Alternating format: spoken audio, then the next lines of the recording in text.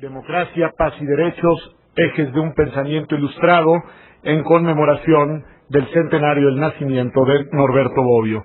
Como saben, el día de hoy, que es la última jornada de trabajo, de labores, comenzaremos con una conferencia magistral a cargo del profesor Luigi Ferrajoli, que será comentada por el profesor Adrián Rentería. Al término de la misma, como todos los días, con un receso, a las 12 abordaremos la primera mesa sobre el tercer eje temático que elegimos para el seminario, que es el problema de la paz. En la mesa matutina estará dedicada a la reflexión sobre los desafíos de la paz interior en los estados, de la paz interna, y posteriormente, a las 4 de la tarde, con una pequeña variación en el programa con relación a los días anteriores, tendremos otra conferencia magistral que será de 4 a 5 del profesor Bogdandi del Marktplatz Institute, y a las 5 tendremos la última mesa del seminario dedicada al tema de la paz externa, en la que estarán la embajadora Olga Pellicer, José María Serna de la Garza, Manuel Becerra, y será coordinada por Ricardo Becerra Lagunas. Sin más, y agradeciendo de nuevo a todos ustedes su asistencia, sobre todo en estas condiciones climáticas, le doy la palabra al profesor Luigi Ferrajoli. Gracias, profesor Rentería. Muchas gracias. Gracias ante todo a todos vosotros por estar aquí. Gracias a Pedro Salazar y Lorenzo Córdoba por haberme invitado a este encuentro por celebrar Norberto Bobbio, que ha sido mi maestro. Hablaré del pensamiento de Norberto Bobbio. A partir de Norberto Bobbio, a llegar a Norberto Bobbio. De Norberto Bobbio se ha admirado siempre la extraordinaria capacidad de hacer distinciones, de analizar los conceptos, de aclarar los diversos significados con los que se utilizan, de descomponer, componer y recomponer los términos, muchas veces equívocos, del lenguaje teórico, jurídico y filosófico político. Sin embargo, la enseñanza de Bobbio, que me gustaría recordar aquí, no tiene tanto que ver con las distinciones, sino con los nexos que él establece. Nexos entre los conceptos teóricos, pero también entre enfoques disciplinarios diferentes. Es esta extraordinaria capacidad de análisis y también de síntesis, esta actitud hacia las distinciones, pero también a las sistematizaciones, lo que me ha provocado mayor fascinación del pensamiento de Bobbio desde que tuve la fortuna de conocerlo hace casi medio siglo, 50 años hace. Esta sustancial unidad y sistematicidad, debete disculparme por mi malo español, sistematicidad de su obra, a pesar de la extraordinaria multiplicidad de temas abordados, es el fruto de un estilo de pensamiento orientado hacia dos convergencias, yo creo. La primera de carácter disciplinario, la segunda de carácter temático. La primera convergencia que permite de rastrear en la inconmensurable producción de Bobbio una unidad, coherencia y completitud, tanto en su teoría de derecho como en su teoría de la política y de la democracia, una unidad que ha permitido a Michelangelo Bovero de sistematizar su pensamiento en el importante libro Teoría Generale de la Política. Esta unidad proviene del fecundo encuentro entre múltiples enfoques disciplinarios, entre teoría jurídica y filosofía política, entre teoría tanto jurídica como política y metodología, entre enfoque teórico-analítico e historia analítica de las ideas. Bobbio siempre lamentó la ignorancia recíproca, la desconfianza e impermeabilidad que caracterizan a las relaciones entre los enfoques jurídicos, historiográficos y filosóficos políticos. Recordemos sus palabras, escribía Bobbio, contra la insidia, diceva, del imperialismo disciplinario que pone a los historiadores contra los filósofos, a los juristas contra los politólogos, a los sociólogos contra los historiadores y así sucesivamente. Y cada una de estas disciplinas pretende ser exclusiva, ¿no? El imperialismo. En el vastísimo, siempre más vasto universo del saber, dice Bobbio, afortunadamente hay lugar para todos. Y la utilidad de la reflexión metodológica consiste en el hacer conscientes, cada uno en su propio campo, de los límites del propio territorio y del derecho a existir que tienen otros territorios lejanos o próximos.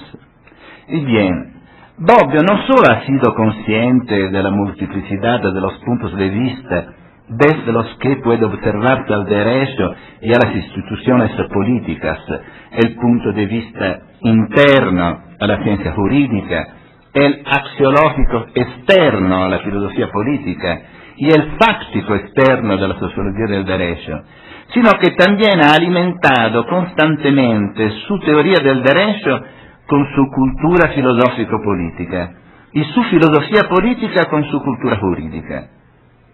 Por esto ha sido el máximo teórico italiano del derecho y al mismo tiempo el máximo filósofo de la política en Italia, porque a pesar de distinguir con el máximo rigor, y seguramente más que ningún otro estudioso, los diversos enfoques disciplinarios, supo utilizar sus competencias jurídicas en su obra de filósofo y su extraordinaria cultura filosófica en su obra de jurista. Con ello, Bobbio logró distanciarse tanto del analfabetismo filosófico que caracteriza la formación de los juristas. Los juristas leen habitualmente solo libros de derechos y son leídos solamente por juristas.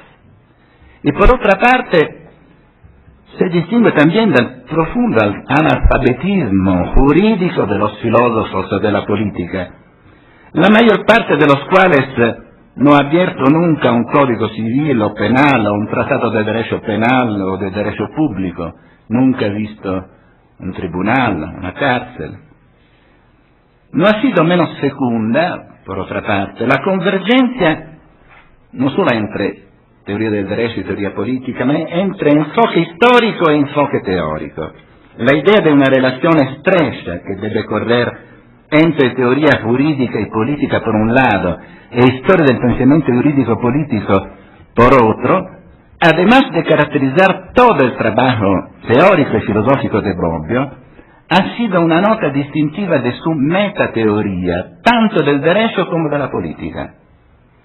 La teoría política sin historia está vacía, la historia sin teoría está ciega, escribe Bobbio, porque los temas de la primera son los temas recurrentes en la segunda, y su identificación sirve para individuar, son palabras de Bobbio, las grandes categorías que permiten fijar en conceptos generales los fenómenos que entran a formar parte del universo político y a establecer entre las diversas teorías políticas sostenidas en tiempos diversos afinidades y diferencias.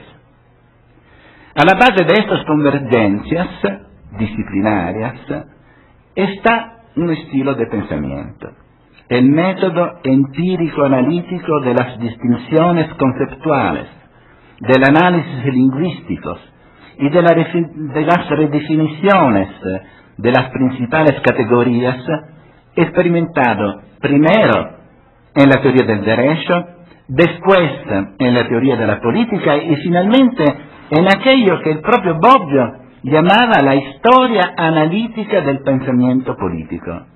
Bobbio hace uso de los clásicos, esta es la lección de los clásicos, de la cual habla muchas veces Bovero, que nos ha enseñado Bobbio, la lección de los clásicos.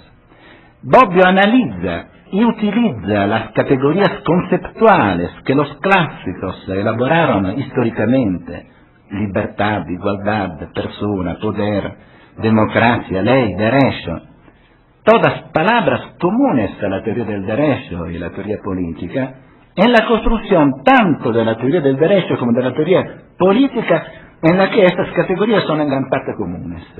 E inversamente hace un uso de la teoría, esto es de las categorías teóricas, en la interpretación del pensamiento de los clásicos.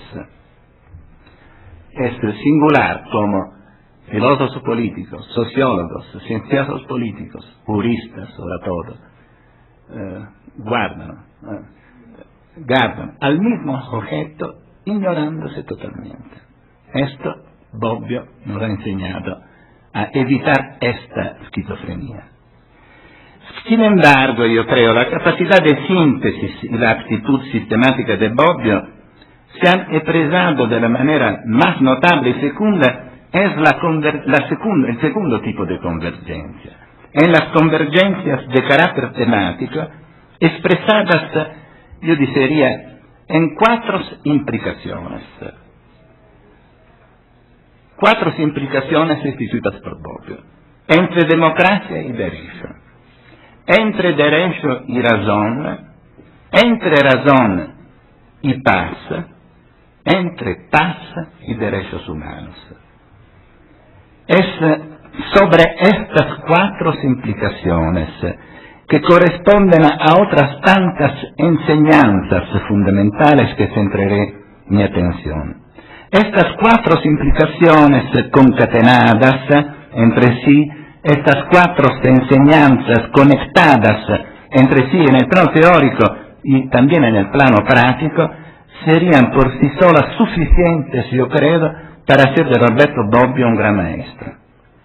Las mismas constituyen, a mi parecer, el principal hilo conductor del pensamiento filosófico jurídico y filosófico político de Norberto Bobbio.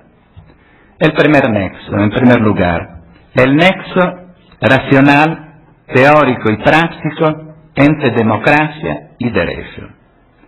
Bobbio ha sido un justpositivista convencido y por tanto un convencido defensor de la separación entre derecho y moral y entre derecho y justicia.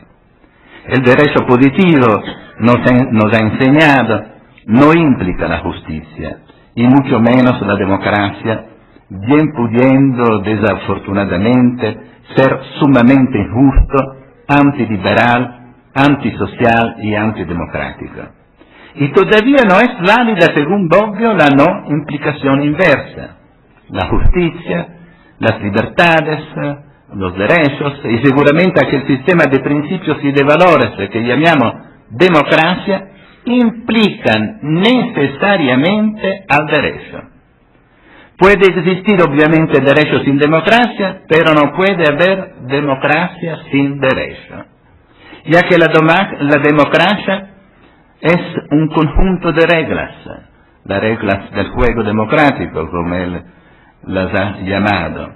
Y estas reglas son reglas jurídicas, no cualquier regla, sino las reglas que aseguran los poderes de la mayoría y a la vez los límites impuestos a esta para garantizar la libertad, la igualdad y los derechos humanos.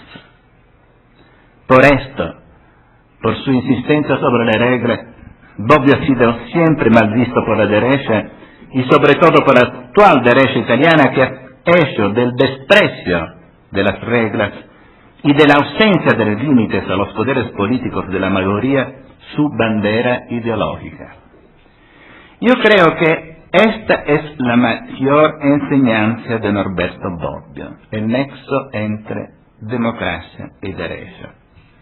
Importante ayer, cuando la ilusión de una democracia o de un socialismo sin derecho ha sido una de las causas del fracaso de aquella gran enseñanza, de la gran esperanza del siglo que fue el socialismo realizado, que era un sistema sin reglas.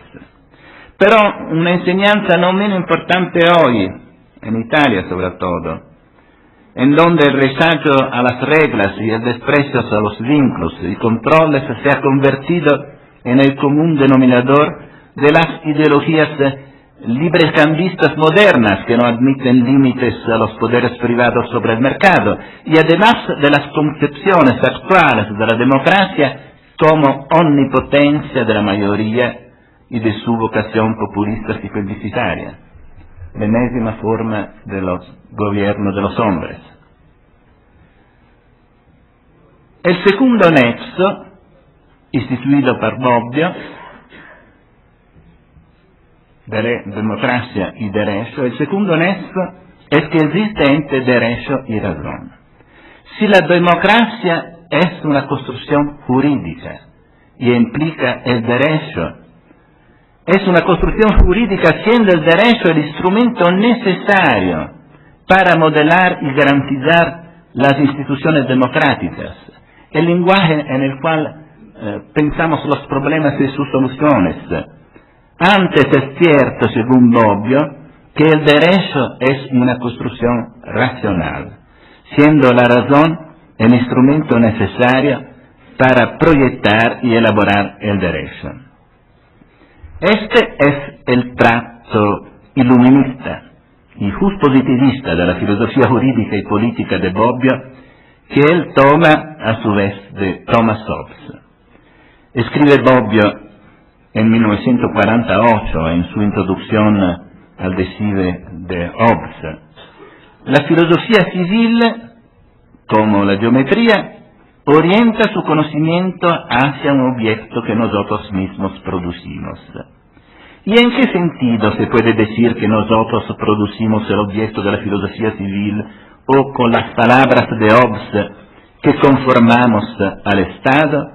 El Estado, responde Hobbes, son palabras de Bobbio, no existe por naturaleza, sino por convención, precisamente porque satisface una exigencia elemental del hombre. Son los mismos hombres los que lo desean. Pues bien, también para Bobbio, gracias a esta lección hobbesiana, la teoría del derecho y de la democracia es una teoría de razón, porque el derecho no es nunca una entidad natural, sino un artificio, fruto de la política y de la teoría, y es como lo interpretamos, lo defendemos, y antes aún como lo pensamos, lo protegemos, lo construimos y los transformamos. La tercera enseñanza de Bobbio concierne el nexo entre razón y paz. También la paz, escribe Bobbio, después de la tragedia de la Segunda Guerra Mundial, es, como el derecho, una construcción artificial. Mientras la guerra, escribe, comentando siempre el Decide, el pesimismo hobbesiano, mientras la guerra es el producto de una inclinación natural, la paz es un dictado de la recta razón, esto es, de aquella facultad que permite al hombre recabar ciertas consecuencias de ciertas premisas o de ascender a los principios partiendo de ciertos datos de ellos. Y el sí llamado, dice Bobbio, estado de naturaleza, no es absolutamente un estado imaginario, una hipótesis teórico-filosófica, sino que es el estado del mundo contemporáneo, el de la ley primitiva del más fuerte y de la guerra infinita, porque no hay reglas, del que solo es posible salir a través del derecho y la razón. Hobbes, escribe Bobbio, no se preocupa por saber si los hombres primitivos fueron efectivamente capaces de seguir el raciocinio hasta pactar la constitución del Estado. Los individuos a quienes él habla son sus contemporáneos, o mejor dicho, sus conciudadanos, y el estado de naturaleza del cual deben salir es, ayer come hoy, la abierta lucha religiosa y política de su patria, bajo cuyo fuego se está gestando la guerra civil.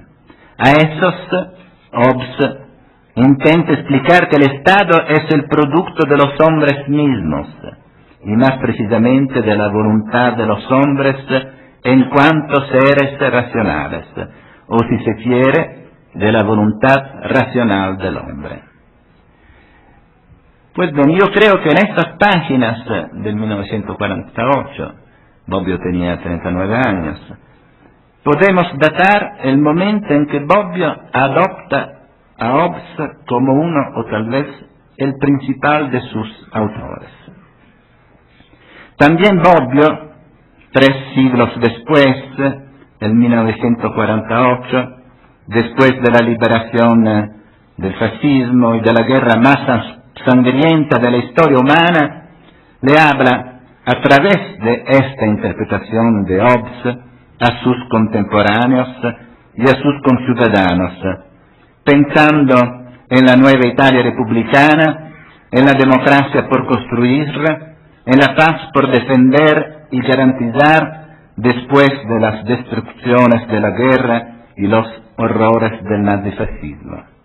Y también Bobbio, a esos conciudadanos, les intenta explicar que el derecho es una construcción humana y que de ello todos nosotros tenemos algo de responsabilidad, como filósofos, como juristas, como ciudadanos, y que también la democracia y la paz son construcciones humanas, porque son construcciones jurídicas, además de sociales.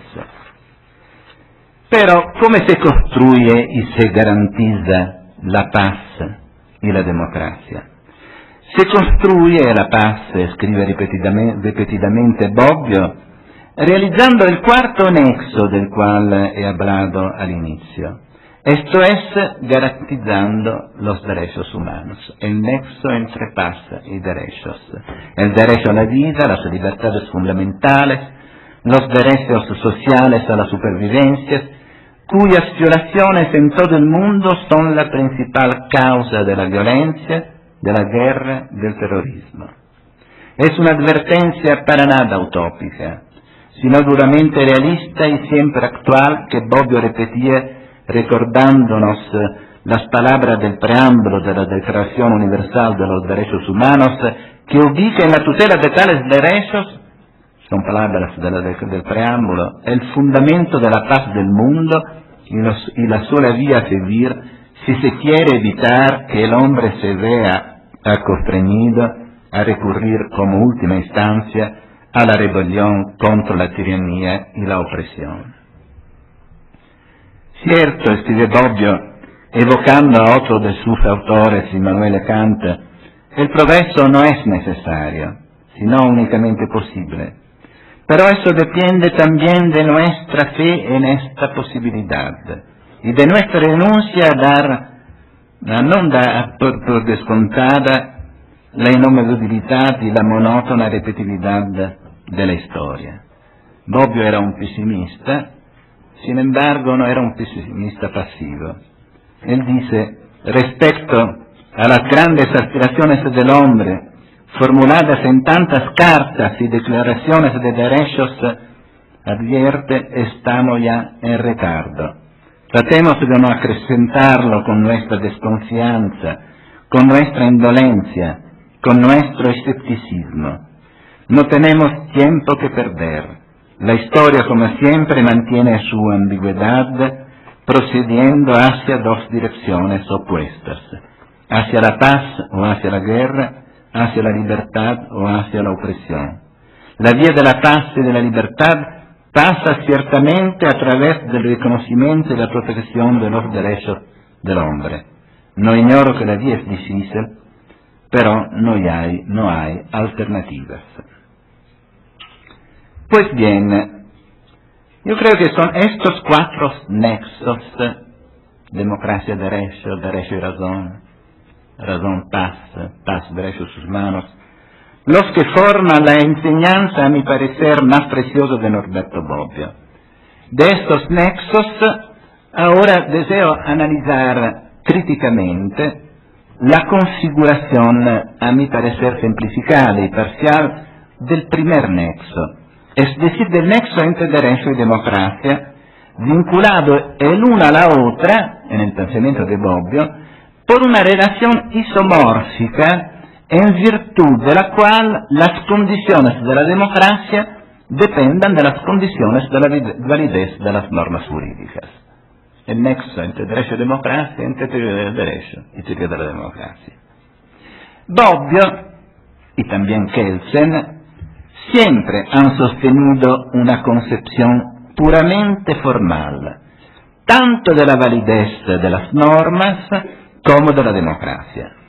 Las dos concepciones, la teoría jurídica de la validez y la teoría política de la democracia, la una y la otra basadas en requisitos puramente formales, están evidentemente conectadas. Y están conectadas a su vez a una tercera tesis, la concepción rígidamente evalutativa de la ciencia jurídica. Tanto Kelsen como Bobbio piensan, de hecho, que la validez de una norma equivale a su existencia, la cual depende únicamente de ser obra de una autoridad legítima para ello, cuando actúa observando las formas y procedimientos establecidos, es decir, el quién y el cómo de su producción. Es fácil entender cómo una semejante teoría formal de la validez, planteada solamente sobre el quién y el cómo de la producción, conduzca a Kelsen y también a Bobbio hacia una análoga teoría formal de la democracia, teoría que se encuentra también anclada a las reglas del juego que de igual manera rigen el quién y el cómo, ma non el qué cosa, de las decisiones políticas, identificándolas con la representación popular y con el principio de mayoría, con las reglas que el primer día Bovero ha ilustrado, son las reglas de la democracia de Norberto Bobbio. Pues bien, el isomorfismo de las dos teorías se manifiesta en la identificación de la democracia con la democratización de las formas, esto es, de las reglas sobre el quién y sobre el cómo, de la producción normativa y de los procesos decisionales, de los cuales exclusivamente depende la existencia, así como la validez de las decisiones producidas. E implica esto isomorfismo la tesis de la valutatividad de la ciencia jurídica, dado que la validez de la norma consiste en su mera existencia, en un hecho. Su verificación, escribe Bobbio, constituye no un juicio de valor, sino un juicio de hecho, sobre la correspondencia, la conformidad de las formas en las cuales las normas han sido producidas con las formas establecidas para las normas que regulan su producción. De lo anterior sigue que, son palabras de Bobbio, de lo que debe ocuparse el jurista es solamente el derecho como es y no del derecho que debe ser, del derecho real y no del derecho ideal, del derecho como hecho y no del derecho como valor. Es evidente aquí la polémica con el justnaturalismo. Es de esta concepción del derecho como hecho que depende su carácter científico, dice Bobbio. Esto es su objetividad, entendida como abstención de toma de posición ante la realidad observada o neutralidad ética. La evolutividad de la ciencia jurídica, en suma, para Bobbio es un corolario de la concepción de la validez de las normas como existencia o como hecho, al punto que la valutatividad se identifica con, palabras de Bobbio, la primera acepción del positivismo jurídico. Con esta primera acepción, escribe Bobbio, el positivista, con esta primera acepción del positivismo jurídico, el positivista es quien, asume de frente al derecho una actitud avalutativa u objetiva o éticamente neutral.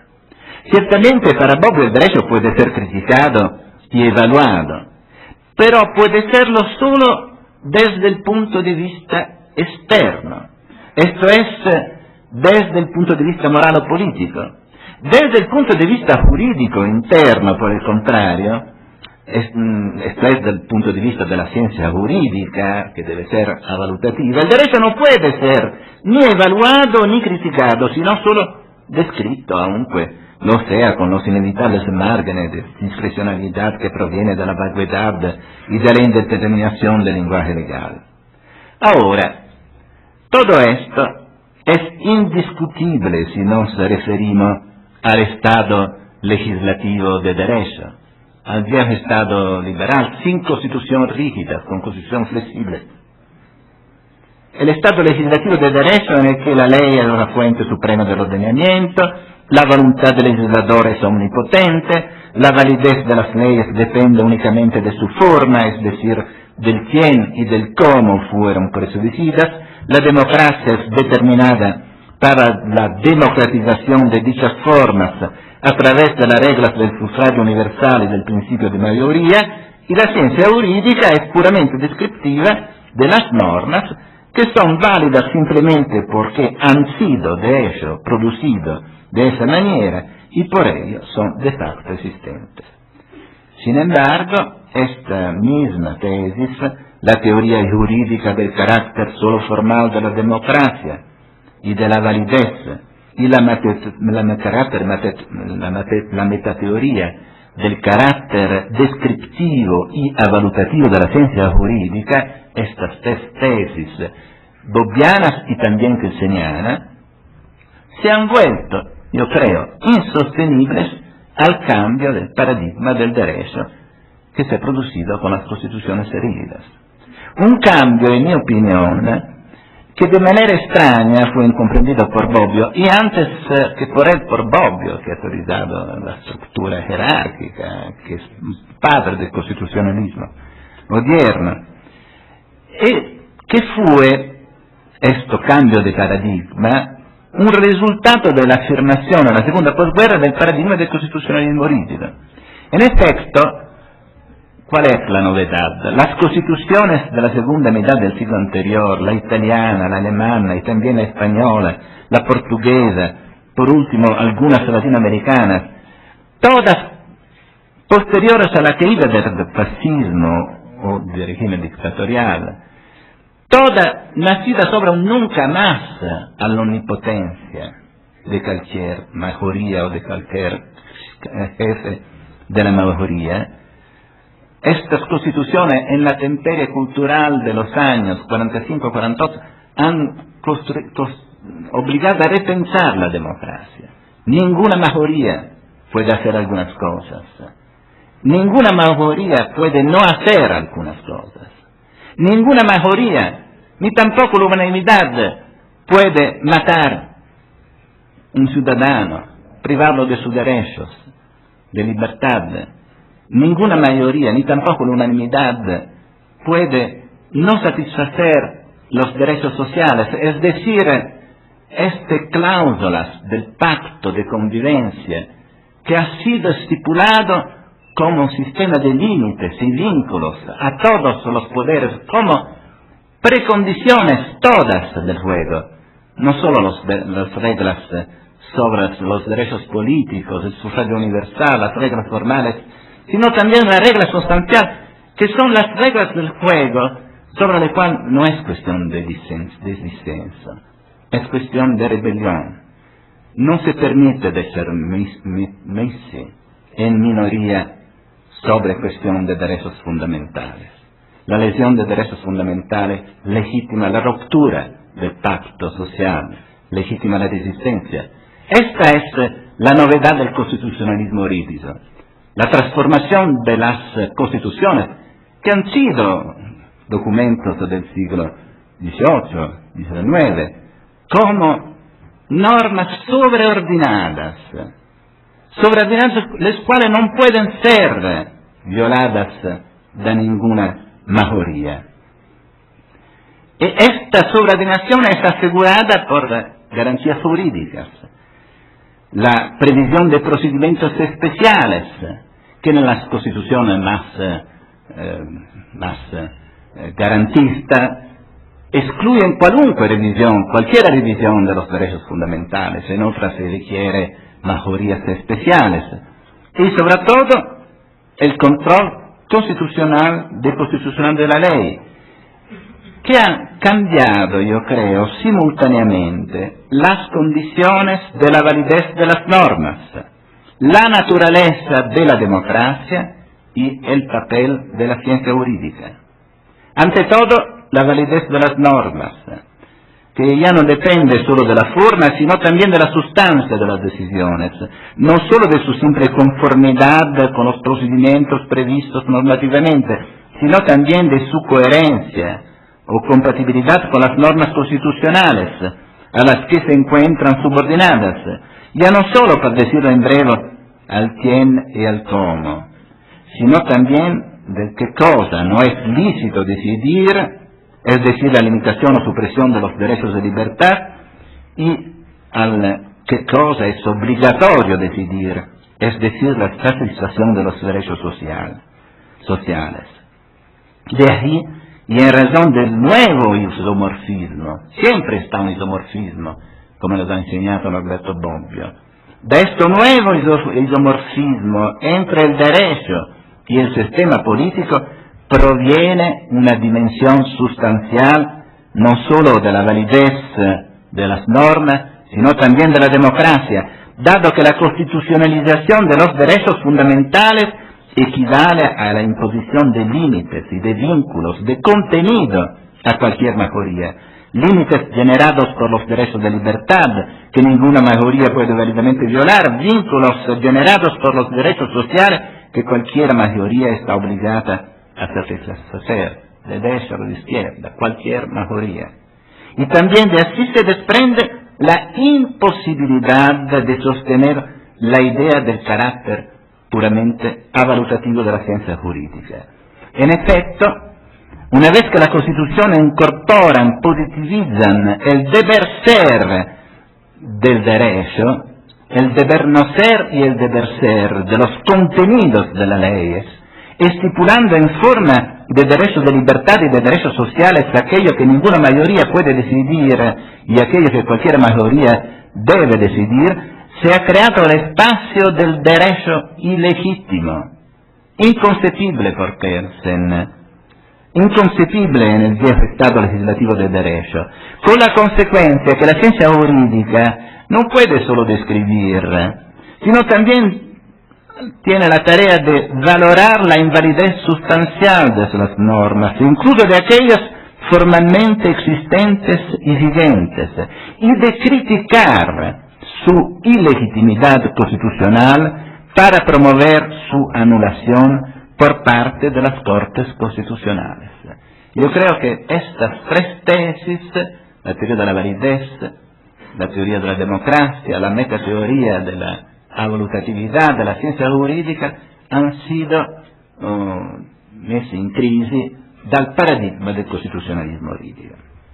Allora, ¿cómo se explica la firmeza con la que Bobbio y antes que él, Kelsen, el padre, yo creo, del constitucionalismo, han defendido las tres tesis aquí ilustradas, todas ancladas al viejo modelo del Estado legislativo de derechos y todas inadecuadas para dar cuenta del cambio producido por la afirmación del paradigma del Estado constitucional de derecho? Se explica, me parece, con el nexo biunívoco que une a la concepción formal de la validez de la norma y por ende de la democracia, basada en la idea de la equivalencia entre validez y existencia, con la concepción metateórica de la voluntad de la ciencia jurídica, aceptadas ambas como axiomas del positivismo jurídico, tanto de Kelsen como de Bobbio, y sin embargo en contradicción con las innovaciones introducidas por el constitucionalismo jurídico. Por ello, retomemos el análisis de estas tres tesis, por explicar firmeza con la que han sido defendidas estas tesis. Comencemos con la primera tesis, la tesis kelseniana y bobbiana de la equivalencia entre validez existente de las normas jurídicas, identificada por Bobbio como el derecho que es en oposición al derecho que debe ser. Bajo este aspecto, Bobbio es un verdadero secuaz de Kelsen, quien siempre defendió esta equivalencia como una especie de postulato lógico, juzgando como inadmisible contradicción terminológica que comprometería, aquí está toda la metafísica alemana del Estado, comprometería la unidad del sistema jurídico. Admitir el derecho legítimo comprometería la pensabilidad misma del sistema jurídico porque es contradictorio. El derecho legítimo, dice Kelsen, no puede ser concedido. Sé que todos los días los tribunales constitucionales verifican y declaran, es por el fundador del sistema jurídico, el máximo teórico de la estructura jerárquica del ordenamiento, el máximo teórico del control jurisdiccional de constitucionalidad, es un paradoxo, es una aporia insostenible. Yo creo es sorprendente la insistencia y la constancia con la que Kelsen ha defendido estas tesis con argumentos bizarros, opuestos entre sí, incompatibles, tal vez sosteniendo que una ley inconstitucional todavía es válida. Muchas veces es válida, perde su validez después el anulamiento constitucional. Otra vez, incluso en el mismo libro, dice que esta ley es inexistente. Están con construcción muy bizarras que no es el caso es un postulado, yo creo, lógico que se conecta con una concepción, una imagen del Estado, del derecho, muy alemana, que no admite contradicción en su interior. Venemos ahora a la segunda tesis, la de la concepción evaluativa de la ciencia jurídica. Este es un postulado más que de Kelsen de Bobbio. Ella ha señalado cómo esta tesis teórica implica también la tesis metateórica del carácter evaluativo de la ciencia jurídica, identificada por Bobbio con el significado mismo del positivismo en sentido metodológico. Esto es, con la idea de que el jurista solo debe ocuparse del derecho como es y no del derecho como debe ser. Y no piensa el derecho como debe ser jurídicamente. Pero es verdadera también la tesis inversa, ¿no? No es solo la tesis teórica que implica la valutatividad. Es verdadera también la tesis contraria, la tesis metateórica del carácter evaluativo solo es sostenible si se concibe al derecho como hecho, son palabras de Bobbio, y a la validez como sinónimo de existencia, lo que permite eliminar cualquier posición crítica y valorativa del jurista. La crítica es solamente política. En síntesis, las dos tesis, teoría formal de la validez como hecho, como existencia, y metateoría de la validez de la ciencia jurídica, se desarrollan una frente a la otra en una especie de legitimación recíproca y entrecruzada. Y la tesis de la validez de la ciencia jurídica es defendida por Bobbio como un valor deontológico y como una condición de cientificidad con la misma firmeza con la que Kelsen defendió la equivalencia entre la validez y la existencia. Esta tesis de la valutatividad, en efecto, se plantea, tiene detrás muchas tradiciones epistemológicas, todas presentes en la formación de Bobbio y sobre todo en la formación de casi todos los juristas. La idea kelseniana de la pureza, la weberiana del carácter evaluativo de las ciencias sociales, el método técnico jurídico y el modelo apolítico y técnico del jurista, dictado por la patentística alemana, en Bobbio también la adhesión, o cuanto menos la influencia del primero neopositismo lógico que rechazaba solo juicios de valor por considerarlos carentes de sentido.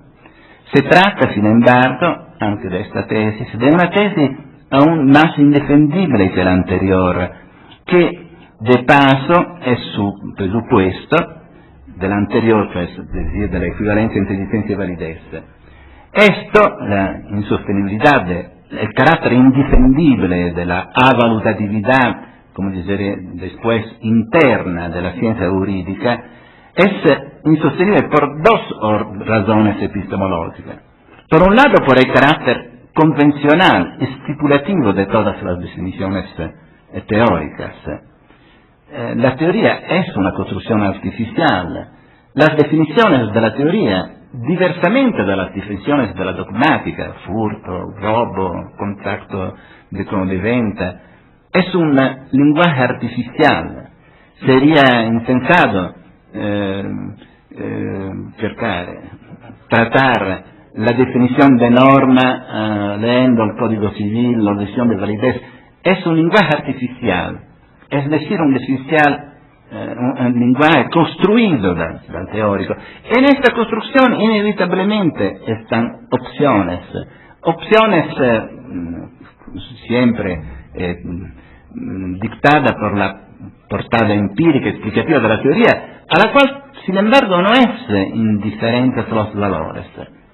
Ejemplo, la guerra los derechos fundamentales, los derechos son definidos por Kelsen como el presupuesto de la sanción.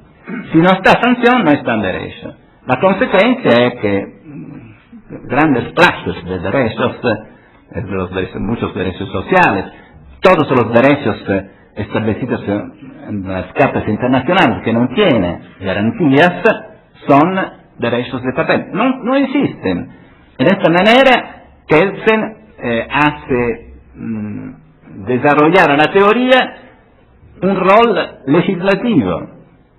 Es un paradoxo que un positivista niegue la existencia de normas constitucionales solamente porque no están garantías. La guerra, por Kelsen, es definida como el presupuesto de la el ilícito es definido como el presupuesto de la sanción, y la guerra no puede ser considerada ilícito si no está la sanción, tanto que Kelsen imagina la idea de la sanción, de la guerra como sanción. Es muy más simple por probar, confirmar el carácter stipulativo de la definición, definir ilícito como se quiere, prohibido del derecho, y la falta de sanción como una laguna. Esto significa que la construcción del lenguaje teórico requiere opciones. Y la teoría no puede ser descriptiva, puede ser muy rigurosa, pero no es descriptiva. También no es la dogmática, que requiere la interpretación de un lenguaje muchas veces vago. En segundo lugar, esta tesis es insostenible, la tesis de la insostenibilidad, en razón de la propia estructura de los elementos dotados de constituciones rígidas, en los cuales los principios lógicos de la coherencia y de la plenitud de la legislación ordinaria respecto a los principios constitucionales, consistentes en los derechos fundamentales, son principios teóricos, juristantos, normativos, no descriptivos, que expresan el deber ser jurídico de la legislación, que no siempre lo actúa, sino que muchas veces lo viola, con la consecuencia de la ciencia jurídica positiva adquiere a su vez un papel crítico y procesual, y no solo descriptivo, ante las antinomías que están presentes en la legislación, es decir, ante las violaciones por comisión de los derechos de libertad y por omisión de los derechos sociales, establecidos los unos y los otros constitucionalmente. A este respecto, yo creo, está un equívoco, muchas veces he sottolineato este equívoco, que me parece, también en los coloquios con Alberto Bobbio en los últimos años, un equívoco que es oportuno esclarecer. Ciertamente la teoría del derecho es, como sostiene Bobbio, una teoría formal, formalizable también, o como dice Kelsen, una teoría pura, en el sentido que elabora conceptos y enunciados válidos para cualquier ordenamiento. ¿Qué significa formal? Significa que elabora conceptos y acertos, proposiciones, que no dicen nada sobre qué cosa establece estos ordenamientos, ni sobre qué cosa sería justo que establecería, ni acerca de cuánto o cómo funciona el derecho de un ordenamiento.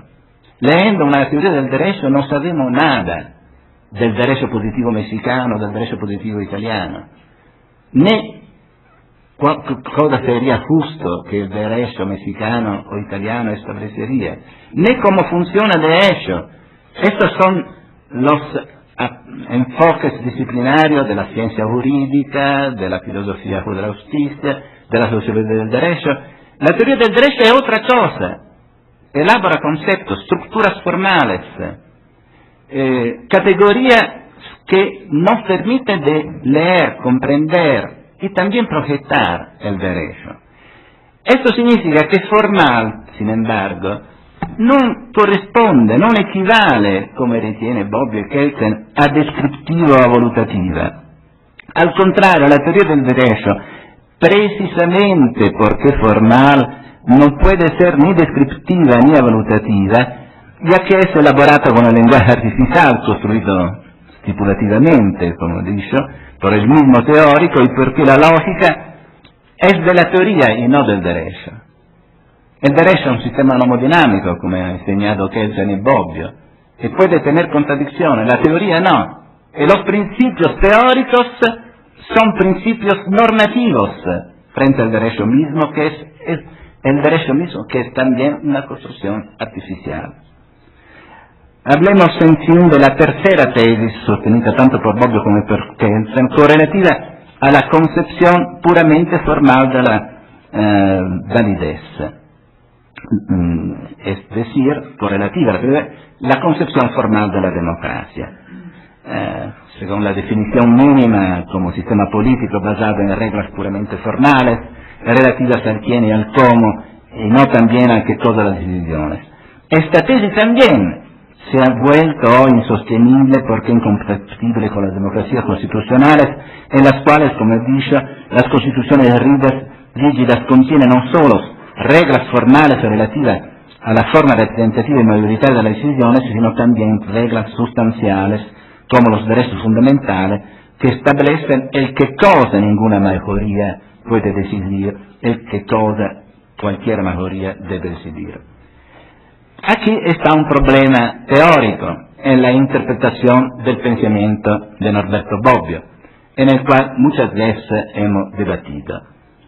Porque es cierto, en la tercera cuestión, la democracia puramente formal, que entre le condiciones y las reglas indicadas como constitutivas de la noción mínima de democracia, Bobbio siempre incluyó por lo menos una condición o regla que se refiere no al quién y al cómo, es decir, a la forma, sino al qué cosa, es decir, a la sustancia de las decisiones. Por ejemplo, en el futuro de la democracia, en muchos otros lugares, a las dos condiciones relativas a las formas de las decisiones y que se expresan en el suceso universal, en el principio de mayoría, Bobbio añadió una tercera condición, son palabras de Bobbio: es necesario que las personas que están convocadas a decidir o elegir las personas que deberán tomar las decisiones tengan frente a ellas alternativas reales y se encuentran en condiciones para elegir entre una u otra. Para que esta condición sea satisfecha es necesario que los convocados a decidir tengan garantizados su derecho de libertad, de opinión, de expresión de la propia opinión, de reunión, de asociación, etc. Y que en consecuencia a ninguna mayoría le sea permitido privarlo de dichoso derecho. Pues bien, está claro que esta tercera condición es una condición sustancial, relativa a los límites impuestos al qué cosa, es decir, a los contenidos de las decisiones, al grado que recientemente Danilo Zola ha criticado la tesis que sostiene que la teoría de la decisión mínima de la democracia de Norberto Bobbio sería puramente formal y procedimental. Sin embargo, fue el propio Bobbio quien desmintió esta tesis, reivindicando firmemente en una carta publicada por el mismo Zola el carácter formal de su definición mínima de la democracia. Después de haber negado que en ella, en esta definición, existe también una referencia a un contenuto mínimo, Bobbio, en una lettera a Zola, afirma: los derechos civiles no son el contenido, sino las condiciones del Estado de democracia. El contenido depende de las decisiones colectivas que son tomadas en cada caso a través de estas reglas, y confirma su concepción formal. Ahora, como siempre sostuvo el propio Bobbio, es claro que la supresión de los derechos civiles y de los derechos de libertad no pueden formar parte de este contenidos de la decisión colectiva, y esta es una condición de la democracia inevitablemente contenutística, referida a la sustancia, al contenido de la democracia, lo que implica que la tesis del carácter puramente formal de la noción bobbiana de democracia, aunque haya sido firmemente definida por Bobbio, entra en contradicción con dicha condición. Es una verdadera contradicción. He reflexionado muchas veces sobre este problema. Yo creo que no se trata de una verdadera contradicción.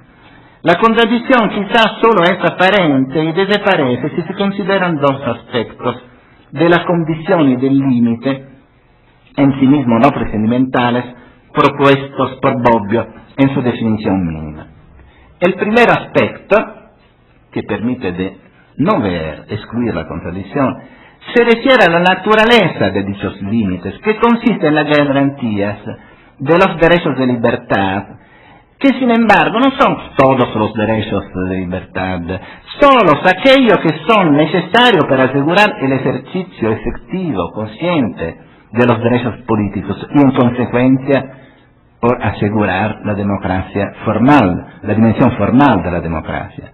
En otras palabras, entre las reglas de Bobbio no están incluidas como límites o condiciones necesarias las garantías de otras libertades fundamentales, como por ejemplo el derecho a la integridad personal, la inmunidad a la tortura, la libertad del domicilio y de la correspondencia, la libertad personal, las garantías penales procesales, el derecho a la salud, que evidentemente no tiene nada que ver con el quién y el cómo, es decir, con la forma de la decisión.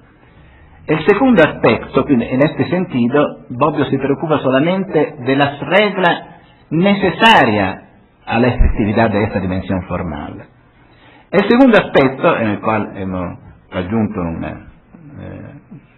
un acuerdo, la misma opinión también con Bovero, el segundo aspecto que permite describir una verdadera contradicción a la teoría de Bobbio consiste en que Bobbio, en consonancia, Bobbio es un liberal, es un filósofo de la política liberal, en consonancia con toda la tradición liberal, considera obviamente los límites, estos límites, ma li considera en el plan de la filosofía política y no en el plan de la teoría jurídica, no en el plan de la teoría jurídica de la democracia. Para él, estos límites son límites políticos y no tanto jurídicos de tipo constitucional. Bobbio, en otras palabras, no conecta estos límites con la rigidez de las constituciones actuales, a las que solo se refiere de forma solo marginal, siempre de manera incidental. No formula una teoría de la democracia constitucional, sino solo una teoría política sobre los límites del poder estatal, según la tradición liberal. En pocas palabras, la Constitución no tiene cabida ni en la teoría del derecho ni en la teoría de la democracia de Norberto Bobbio. Yo creo que el costo de estas tres tesis bobbianas, la concepción formal de la validez, la tesis del carácter evalutativo de la ciencia jurídica, la concepción formal de la democracia, está por tanto representado por la incapacidad de estas tesis para dar cuenta de los lineamientos sustanciales de las democracias constitucionales actuales y del papel crítico y proyectual impuesto por estas tanto a la ciencia jurídica como a la teoría política. Además, por concluir, estas tres tesis, aunque insostenible en su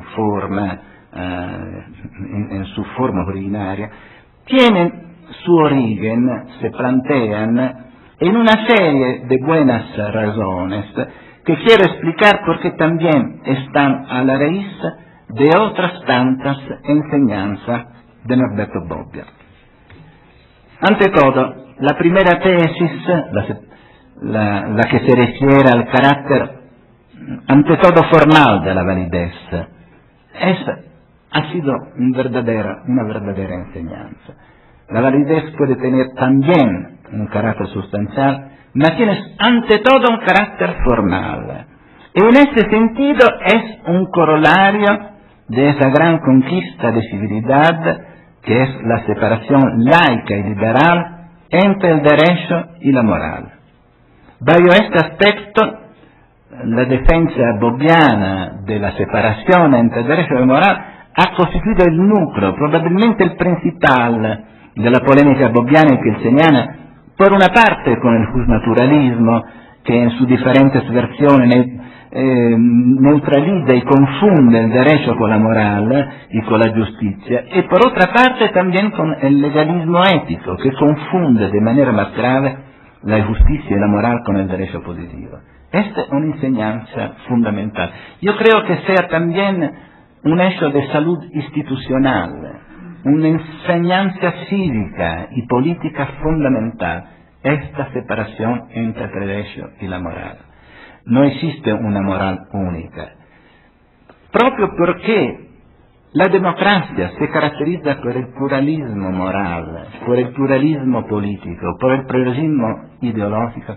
Es necesaria una convención, en forza de la cual ninguna moral puede pretender de imponerse a los otros como derecho.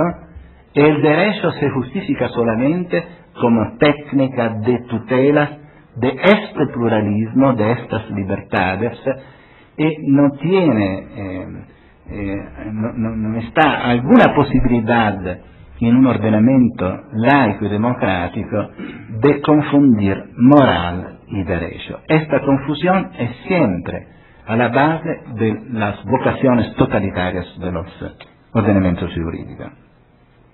La segunda tesis, la que se refiere al carácter avalutativo de la ciencia jurídica, es a su vez una tesis normativa que con sus límites y con las precisaciones que ya he indicado, impone una actitud deontológica, de neutralidad y de objetividad a cualquier investigación científica. Desde este punto de vista es útil, a mi opinión, distinguir, yo creo, entre una avalutatividad interna y una avalutatividad que podemos llamar externa. La avalutatividad interna no es realizable por las razones epistemológicas y por las razones jurídicas ya mencionadas, ¿no? El carácter artificial de la teoría, el carácter vago que requiere interpretación de la dogmática, los principios juristantos de la teoría normativa frente al derecho positivo. Sin embargo, completamente otra cosa es la avalutatividad externa, que no es ligada con la naturaleza y la estructura del derecho, y que en cambio representa obviamente un valor constitutivo de la investigación y del discurso científico. Es este tipo de avalutatividad lo que Bobbio nos ha enseñado: la imparcialidad de juicio, la ausencia de los prejuicios ideológicos, la independencia del intelectual frente a los partidos, la independencia de condicionamientos políticos, el rechazo a las inútiles declamaciones retóricas de los valores. Y por último me referiré a la tercera tesis, del carácter solo formal de la democracia. También detrás de esta tesis está una enseñanza. El rezago de una dimensión sustancial en Bobbio se encuentra, además de la polémica antijustnaturalista, con un rezago a la expresión democracia sustancial utilizada por los apologetas de las democracias del socialismo real, y el repudio a la idea de la democracia supuestamente para el pueblo, además de o peor aún del pueblo. Está claro que la crítica a estas experiencias fallidas y el rezago hacia su mistificación han sido sacrosantos en años de ceguera ideológica, pero precisamente la arbitrariedad con la que estas expresiones, democracia sustancial o para el pueblo, han sido usadas y manoseadas, me ha conducto con afán provocatorio a rescatar estas palabras, a rehabilitarlas, para referirme a un sistema político exactamente opuesto al de la enésima versión del gobierno de los hombres que estas ideas proponen, para referirme, por el contrario, a la doble subordinación, no solo formal, también sustancial, de los poderes políticos, tanto a las reglas formales como las sustanciales, al quién y al cómo y también al qué cosa determinandas justamente estos vínculos para el paradigma del constitucionalismo rígido. Gracias a esta doble subordinación, no es cierto que una democracia conjuntamente formal y sustancial equivaldría, como dice Bobbio, a una democracia perfecta que hasta ahora no se ha realizado en ningún lugar y que por ello pertenece al género de las utopías y de los futuribles. Así como tampoco no es verdad que las dos dimensiones son incompatibles entre sí.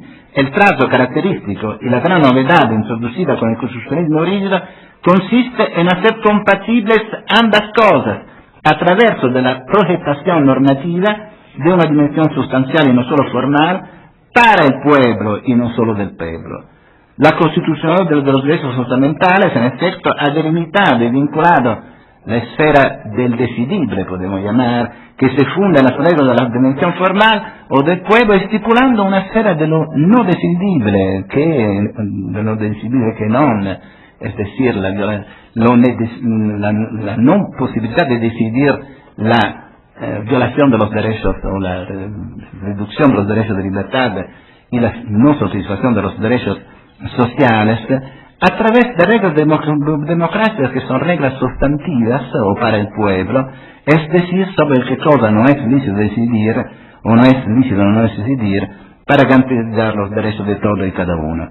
Y la conjunción de estas dos dimensiones, formales sustantivas, del pueblo y para el pueblo en el sentido aquí dicho, no es ni imposible ni utópica. Simplemente esta provoca, cuando las normas sustanciales sobre la cuestión son violadas, un derecho ilegítimo. Debemos constatar que el derecho es en gran parte, muchas veces, ilegítimo. Esto es el problema que tenemos. El derecho legítimo, inconcebible en el Estado legislativo de derecho, en el que ante la ausencia de normas sustanciales superiores son válidas todas las normas formalmente existentes y que en una paradoja aparente indica el mejor defecto de legitimidad del derecho, pero también la mejor virtud de las democracias constitucionales. Solamente los estados absolutos, quod principi placuit legisabet vigores. El paradigma constitucional, en conclusión, implica inevitablemente una posible divergencia con el derecho positivo vigente, divergencia que puede reducirse, pero no puede abolirse, y que por lo mismo, además de exigir un poder normativo, crítico y productor de la ciencia jurídica, permite hablar no tanto de democracia perfecta, sino solamente de un grado mayor o menor de democracia. De hablar, es decir, siempre de democracia imperfecta. La democracia no será mai, nunca, no será mai perfecta. Democracia imperfecta cuyo grado más o menos elevado depende de las garantías normativas introducidas y sobre todo de su grado de efectividad, del grado de efectividad de las garantías mismas. Gracias, scusate il tempo.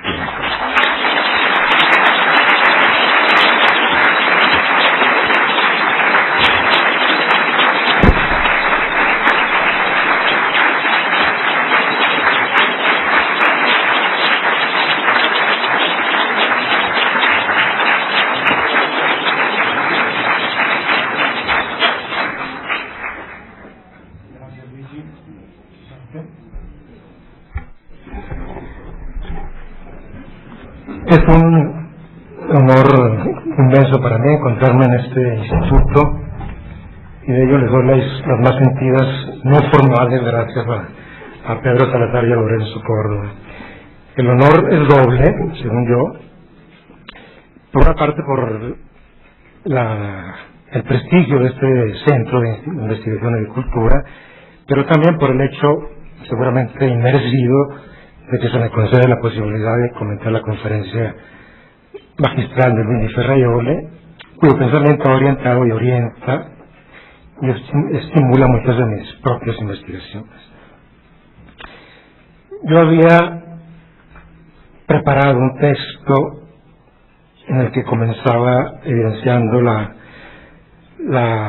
dificultad, además del honor, que es comentar la conferencia de Luigi, y ponía 4 puntos.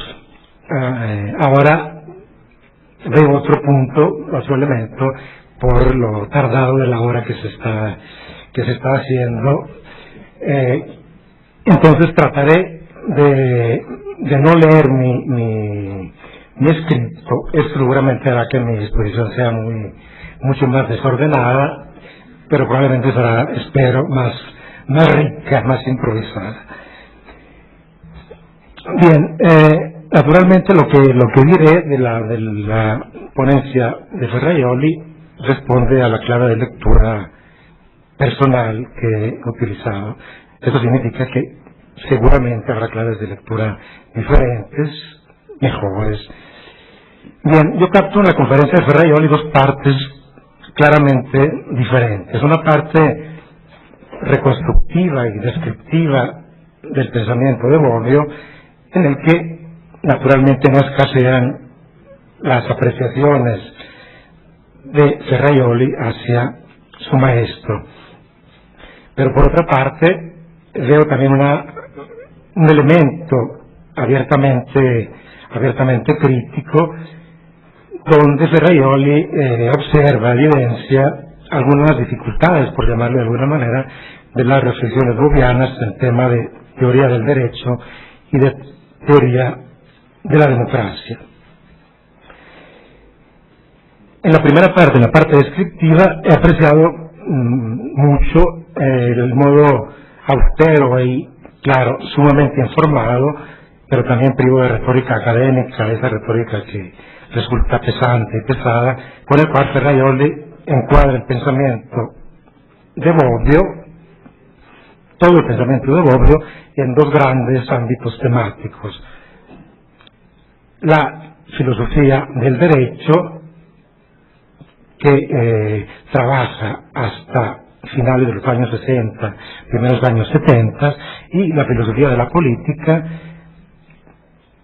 disciplina que comienza a estudiar en 1972, cuando asume la cátedra de filosofía de la política en Turín. Esto no quiere decir naturalmente que Bobbio no haya trabajado temas cuando se le puede colocar en el área solamente de la filosofía política, haya trabajado temas de filosofía del derecho, temas de filosofía política. Por ejemplo, Ferrajoli evidencia claramente cómo la introducción al de Chile, publicada en 1948, se coloca en un momento anterior a su pasaje, a su tránsito formal académico a la filosofía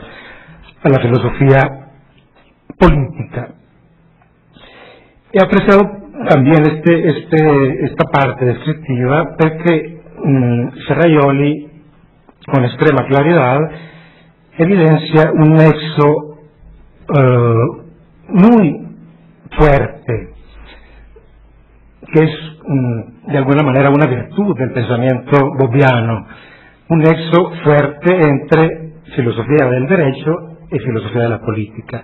Es decir, Ferrajoli evidencia claramente que hay una línea de continuidad entre filosofía del derecho y la política, y lo hace a partir de lo que hemos escuchado, a partir de la teoría de la validez en Kelsen, retomada de Bobbio, a través, si bien esto es el resultado precisamente de esta línea de continuidad de la teoría de la democracia, y por medio de la metateoría, de la avalutatividad, de la jurisprudencia o ciencia jurídica. Bobbio, en escritos anteriores, por ejemplo, en Ciencia del Derecho y Análisis del Lenguaje, utiliza la expresión jurisprudencia. Cuando se pone el problema, discutiendo si la jurisprudencia es o no una ciencia, utiliza esta expresión porque, claro, está problematizando el carácter científico de la jurisprudencia. Estos dos aspectos me parecen importantes de señalar en el aspecto reconstructivo de Bobbio. Ahora bien, Ferrajoli, en este sentido, para llegar a estas consideraciones, habla de dos grandes convergencias: la convergencia teórica y la convergencia temática. En la convergencia temática es donde Ferrajoli identifica lo que él llama nexos concatenados entre sí, precisamente entre, podríamos decir, temas estudiados por Bobbio. Los nexos concatenados entre sí, entre, lo repito brevemente, democracia, derecho, razón y derechos, paz, derecho y paz y derechos humanos. Esto me parece importante porque Ferrajoli evidencia estos nexos que después utilizará en la parte conclusiva de su conferencia para llevar elementos a favor de su tesis de la democracia sustancial, pero al mismo tiempo formal, porque claro, la democracia sustancial en el pensamiento de Ferrajoli incluye anche el elemento formal. Sobre este aspecto de los nexos, si bien Ferrajoli, cuando presenta el primo nexo entre democracia y derecho, explícitamente sostiene que el derecho no implica la democracia, porque el derecho puede ser injusto, puede ser antidemocrático, iliberal, etcétera, etcétera. La relación inversa, al contrario, entre democracia y derecho se da porque la democracia no puede existir sin las reglas del derecho. Ferrajoli después centra su atención en el examen de este nexo. A este propósito recuerdo un trabajo de Ferrajoli, su laudatio al doctorado honoris causa de Bobbio en 1997 en Camerino, en el que Ferrajoli en este trabajo ya utilizaba tres de estos cuatro conceptos. Agrega en su ponencia de hoy, agrega el elemento de la paz. Pero lo que me parece más interesante es evidenciar quizá que después Magari Ferrajoli habrá modo de comentar, un pequeño aspecto que no me es completamente claro, es decir, el tipo de nexo que se pone entre los nexos, específicamente en el primer nexo, que es el más importante para Ferrajoli, es decir, de qué tipo es la implicación entre derecho y democracia. No es, pienso, una implicación de tipo lógico. Me parece que podría ser una implicación de tipo pragmático.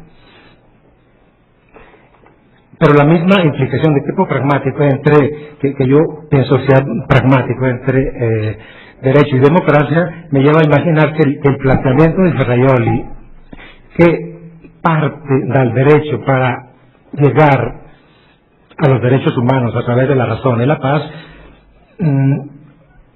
pudiera ser más claramente percibido si se parte del final, es decir, partir no de la democracia, derecho, razón, paz, derechos humanos, sino a la inversa de derechos humanos, paz, razón, derecho y democracia.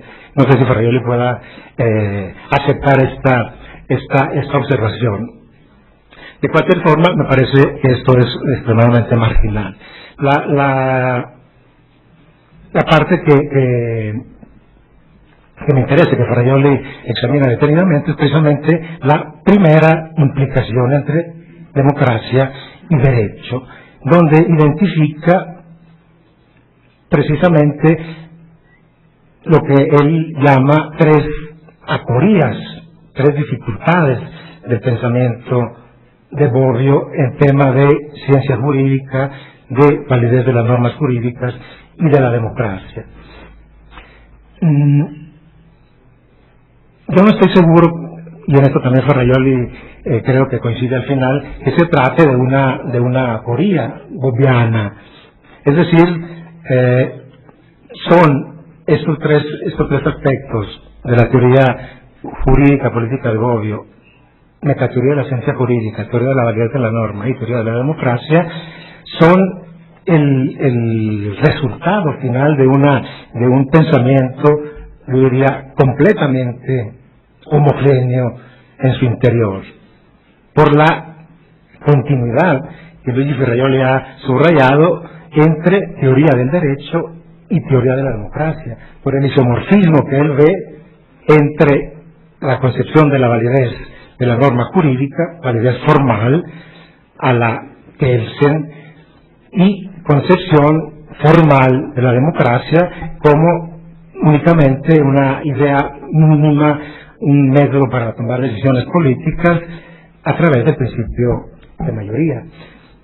A mí me parece que aquí, y también Ferrajoli lo dice quizá un poco de pasada, no hay efectivamente una aporía, hay una continuidad que nace de aquellas aspiraciones que Ferrajoli subraya al final de su ponencia, es decir, aquellas aspiraciones liberales, democráticas, iluministas, que consisten en tener bien distinto el derecho como es del derecho como debe ser, siguiendo la tradición de Austin, de Bentham en este sentido, ¿no? Como una conquista del pensamiento jurídico, y la virtud también que consiste en el rechazo de todo prejuicio ideológico y el juicio político. Entonces estos elementos que Ferrajoli evidencia como virtudes y que lo son, justifican, en mi parecer, la continuidad en Bobbio, en Kelsen, pero nos interesa en Bobbio principalmente, entre teoría del derecho y teoría de la democracia. Por otra parte, Ferrajoli subraya con mucha atención las razones de por qué Kelsen, máximo teórico, junto con su alumno Merkel de la Stufenbau, y del control jurisdiccional de la ley, la insistencia de cualquier manera a sostener la tesis de la validez de la norma como simple existencia. Probablemente, Ferrajoli también lo subraya, esta idea tiene su fundamento en aquella idea de mantener la teoría del derecho en su ámbito puro, sin contaminaciones políticas, ideológicas, morales y factuales. Yo creo que en este sentido ahí hay una preocupación que él señala por la cientificidad del método. Estamos en los primeros años del 900, cuando él se construye su doctrina pura del derecho, en los que el principio de la Wertfreiheit que tú mencionas, Luigi, de Weber, el principio de Weber de la neutralidad de la ciencia, es un tema recurrente, un tema importante. Entonces, creo que para Kelsen esto es importante, es determinante para su concepción del derecho como un sistema nomodinámico en el cual las condiciones de validez de las normas dependen solo del respeto de la forma, eliminando de esa manera cualquier referencia interna, como tú mencionabas, al contenido de las normas. Esta explicación quizá puede ser plausible, no deja de sorprender de cualquier manera que Kelsen, autor en cierta medida de la Constitución Austríaca en 1920, miembro del Tribunal Constitucional hasta que se vio obligado a emigrar, de cualquier forma sostenga su tesis de la validez como pura forma. Si bien, y esto también se repite en Bobbio, en relación a estas tesis, aquí y allá en la doctrina pura del derecho, en la primera y en la segunda edición, hay elementos a veces que pueden revelar la tensión acerca de esta concepción de validez. Por ejemplo, cuando Kelsen sostiene que la norma de grado superior no determina completamente, y claro, no puede sino decirlo de esta manera, no determina completamente la norma de grado inferior, porque hay una alternativa, de tal forma que se puede crear aquello que Fraioli mencionaba, el derecho legítimo, el derecho que es válido, pero que está destinado, si Dios quiere, a que la Corte Constitucional, después con una decisión, lo elimine del sistema, ¿no? Entonces es una tensión que se ve en Kelsen, a mi parecer. Y se ve también esta tensión en Bobbio, probablemente. Más, no en cuanto a la teoría de la norma y de su validez, porque en esto, como Fraioli menciona, Bobbio es kelseniano completamente. La tensión más fuerte que se ve en Bobbio es precisamente en su teoría de la democracia, lo que mencionaba Bovero hace un par de días, lo que también Fraioli menciona, es decir, aquellas precondiciones, como diría Pedro Salazar, de la democracia, que son precondiciones, pero que no comportan el tránsito de la teoría formal de la democracia hacia la teoría sustancial.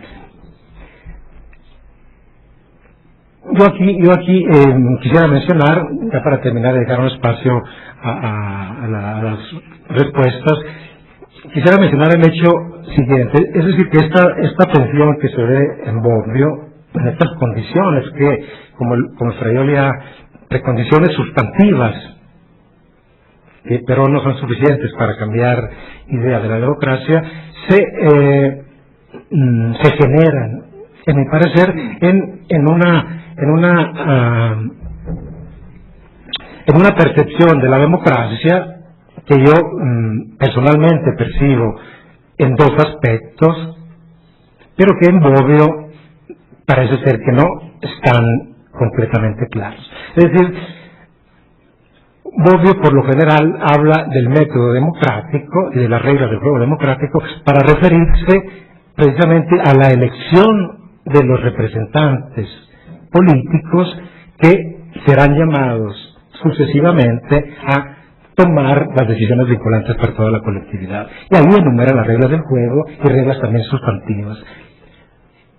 Pero no se refiere, Bobbio, al menos no se refiere explícitamente a, digamos, el aspecto que es bien evidente en la teoría de Ferraioli, es decir, el aspecto que viene después de que el representante político ha sido electo, cuando se toman las decisiones políticas vinculantes para toda la colectividad, donde en la teoría ferraioliana, como todos sabemos, los derechos fundamentales y otros aspectos, cada constitución tiene sus particularidades en ese sentido, representan un núcleo, la esfera del indecidible, lo que no se puede decidir y lo que no se puede no decidir. Pero esto pertenece al segundo momento de la democracia.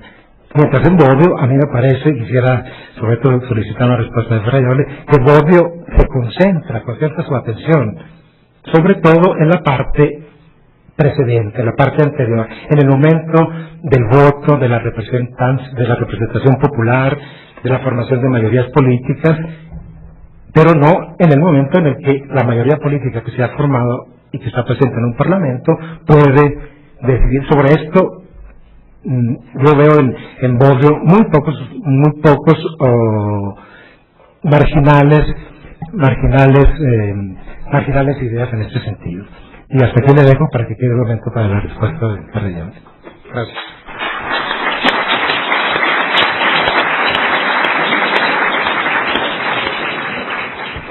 Muchas gracias, Adrián Rentería.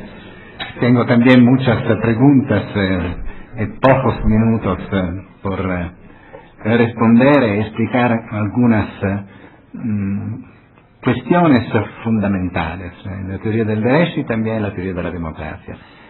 Yo ho identificado un nexo de isomorfismo en Bobbio entre la teoría de la validez y la teoría de la democracia, entre la teoría jurídica de la validez de las normas planteada solamente sobre reglas formales y la teoría de la democracia que analógicamente es fundada solamente sobre requisitos formales. Este isomorfismo se mantiene obviamente con el cambio de paradigma que en mi opinión se ha producido en el derecho con la introducción de constituciones rígidas. Un cambio de paradigma que yo creo no ha sido tematizado, del cual no existe plena conciencia ni en la teoría del derecho ni sobre todo en la filosofía política. L'isomorfismo entre validez, legitimidad, condiciones de validez de las normas jurídicas y requisitos formales, requisitos de la democracia, condiciones de la democracia. Rentería me invitaba a explicar esto nexo, se reproduce con el constitucionalismo rígido que introduce normas sustanciales. Todos los derechos fundamentales son vinculantes en la sustancia, en el significado, en el contenido de las normas legislativas.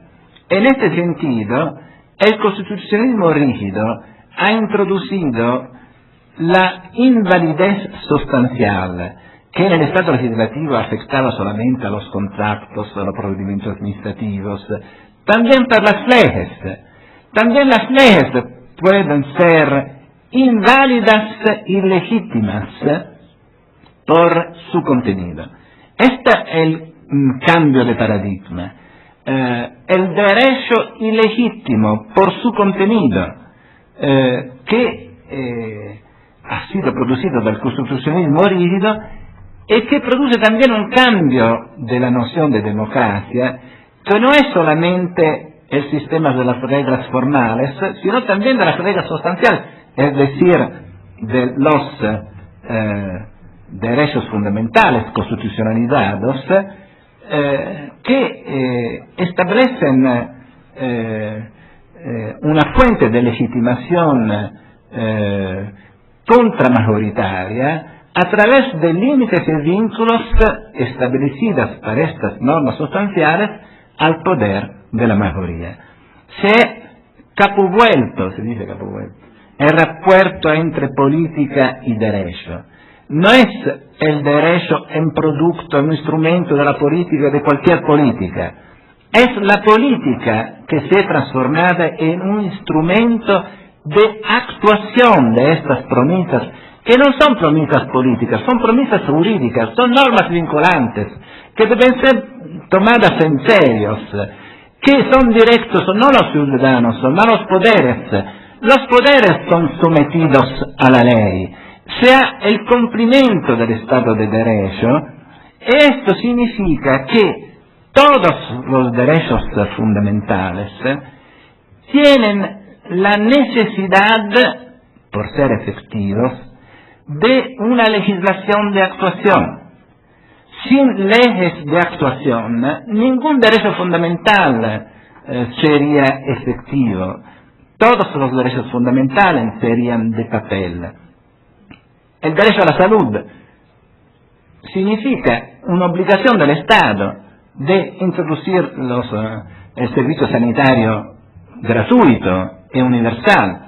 El derecho a la instrucción significa el obligo del Estado de introducir la escuela pública, que no es sustituible por las privadas, que significa patrimonializar como derechos patrimoniales los derechos fundamentales que son la base de la igualdad y son no monetizables, que tiene esta característica de universalidad.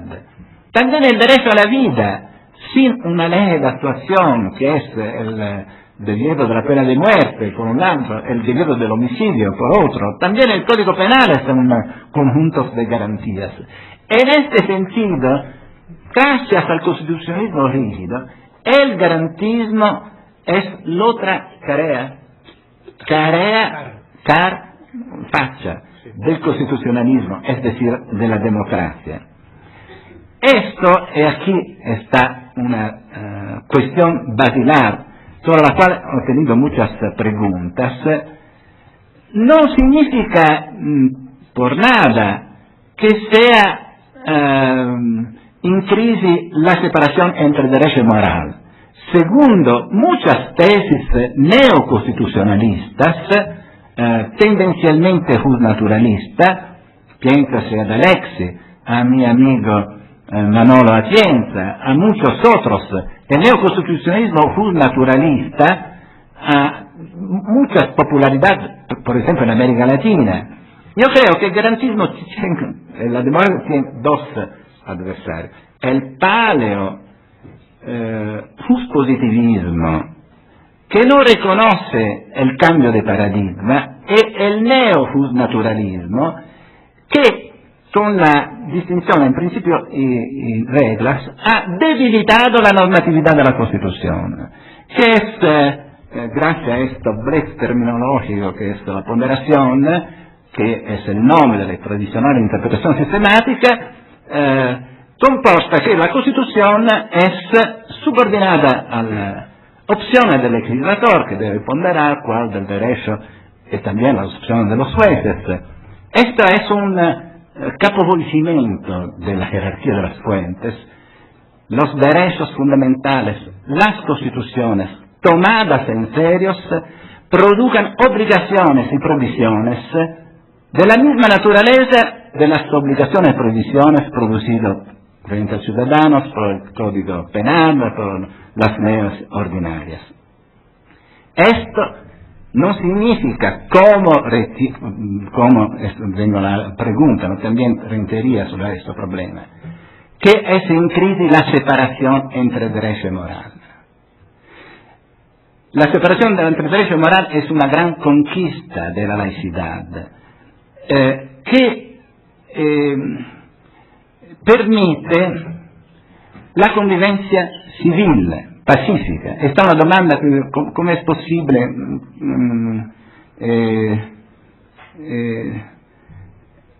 podría approfondir un poco más sobre el vínculo entre la separación laica liberal entre el derecho y la moral y la democracia, e un'altra, esta separación no produce un derecho arbitrario, un derecho, ¿quién es que establece el derecho? Debemos especificar qué es la separación, que excluye sea el legalismo ético, sea el constitucionalismo ético.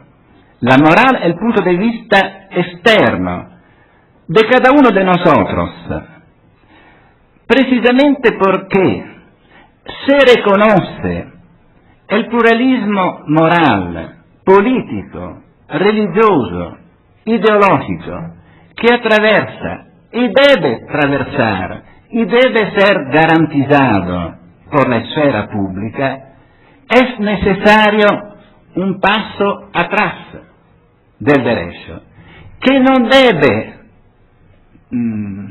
transformar ninguna de estas morales en derecho.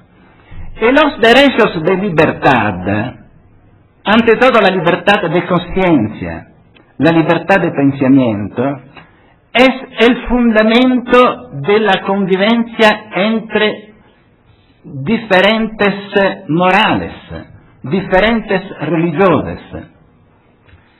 Es decir, que solamente con este paso atrás, con la garantía de los derechos de libertad, se puede garantizar la convivencia pacífica a través de la estipulación de un principio basilar del derecho penal. En este sentido, el derecho penal ha sido el terreno sobre el que ha nacido el Estado de Derecho. Puede ser prohibida solamente la conducta que lesiona los otros, viejo principio liberal. Se puede punir solamente se chi produce daños y no se chi ofenda la moral de cualquiera. Este principio de ofensividad, que es el corolario del principio de la separación entre derecho y moral, que es un límite a la esfera del derecho penal, que es el paso atrás del derecho en general y la garantía de la libertad, no es solamente la garantía de los derechos de libertad como fin a sí mismo. En este sentido, los derechos de libertad no son solamente fin a sí mismo. La libertad de conciencia no es solamente un fin a sí mismo. Es decir, la libertad de opinión, de conciencia, de religión, etc. Es también una condición de la convivencia pacífica, es decir, de la posibilidad de convivencia entre diferentes ideologías y diferentes religiones.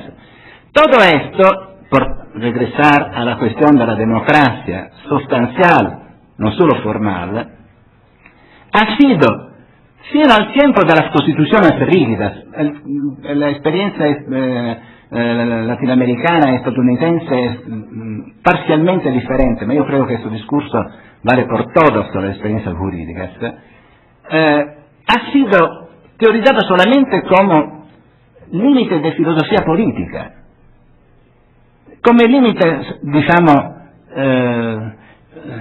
Humboldt, los límites al Estado, Constant, Tocqueville, han siempre considerado el problema del liberalismo como límites al derecho y al poder.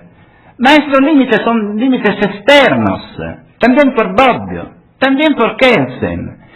La gran innovación es que estos límites se son transformados en límites jurídicos que pueden plantear la crítica, la denuncia del poder ilegítimo, del poder público ilegítimo, del poder legislativo ilegítimo, de las leyes ilegítimas. Los derechos fundamentales pueden ser, digamos, considerados los instrumentos de la transformación jurídica sobre la base del derecho, con las conciencias que no serán jamás enteramente actuados. Es una utopía jurídica, una utopía positiva. Sin embargo, una utopía que tiene la posibilidad de un grado mayor o menor de actuación en proporción con las técnicas de garantías que la ciencia jurídica y la teoría política tienen el deber de imaginar. Es necesaria una imaginación jurídica por actuar estas promesas, que no se actúan espontáneamente. No es suficiente declarar derechos sobre las cartas constitucionales. Esta puede deventar una lustra ideológica que no puede ser mantenida sin actuación, sin producir su deslegitimación y su desvaluación, como l'ultimo inganno, come se puede decir, l'ultima trampa. Solamente si es actuada, ma solamente si cambiamos la concepción de la democracia, no como sistema de reglas solamente formales, ma como sistema de reglas también sustanciales, y la teoría del derecho, y planteamos el sistema de garantías de esos derechos, se puede, appunto, actuar un grado mejor de democracia. La conciencia que debemos tener que se trata de un terreno, de un lugar de lucha que no puede nunca más ser definido cualquier magistro la fine de la historia. El contrario, la Constitución del derecho abre un terreno de lucha, obviamente política, social, que tiene los derechos como técnicas de realización de estos principios, valores, etcétera, que son la igualdad, la libertad, etcétera. Muchas gracias.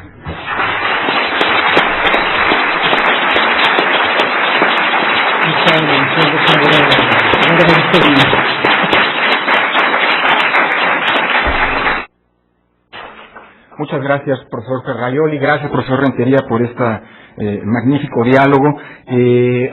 Si no tienen inconveniente, aun cuando nos desfasaremos unos minutos, creo que es abrir un pequeñísimo espacio de reflexión antes de iniciar con la mesa programada a continuación.